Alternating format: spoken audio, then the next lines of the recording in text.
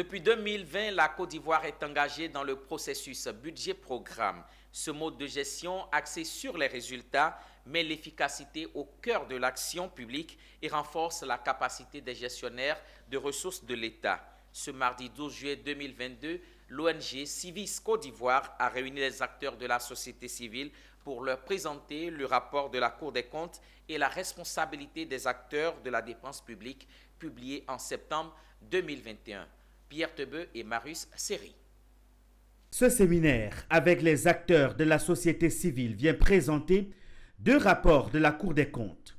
Le premier intitulé « Rapport sur l'exécution de la loi de finances en vue du règlement du budget de l'année 2020 ».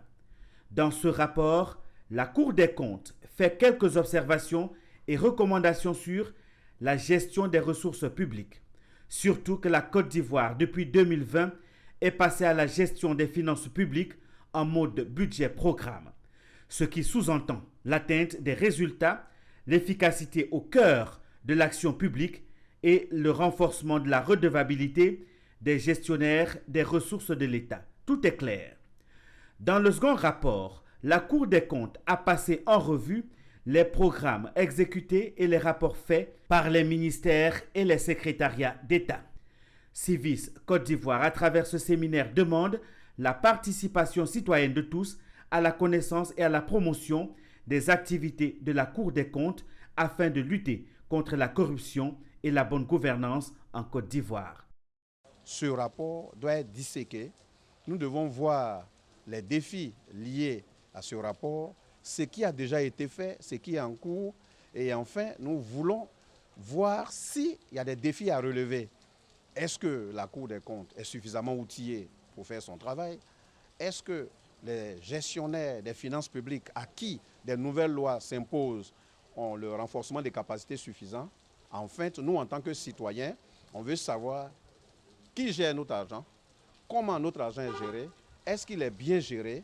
Et enfin, faire un rapport au gouvernement pour leur dire voilà ce que nous avons constaté et en faire un plaidoyer. Un plaidoyer, c'est demander au gouvernement de mettre soit, si c'est des moyens de personnel au niveau de la Cour des comptes, ou alors d'ajuster quelques éléments, par exemple des lois de la protection des lanceurs d'alerte qui n'existent pas. Il y a une loi pour la protection des témoins et tout, mais le décret d'application pour les lanceurs d'alerte est en route. Donc c'est cet exercice-là que nous allons mener ce matin jusqu'à midi. Ce séminaire s'est tenu avec la caution de la Cour des comptes et du gouvernement qui salue les actions de Civis Côte d'Ivoire.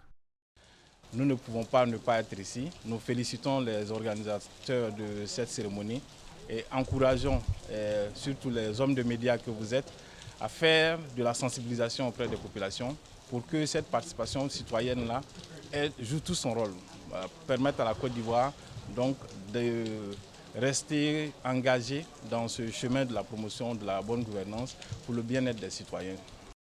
Au regard des conclusions issues des rapports de la Cour des comptes, l'analyse de Civis Côte d'Ivoire porte principalement sur quelques points susceptibles d'être améliorés. S'agissant du budget programme désormais en cours depuis 2020, le collectif de la société civile se félicite des réformes engagées par les acteurs étatiques pour aboutir à une nouvelle manière de gérer les ressources publiques à travers le budget programme.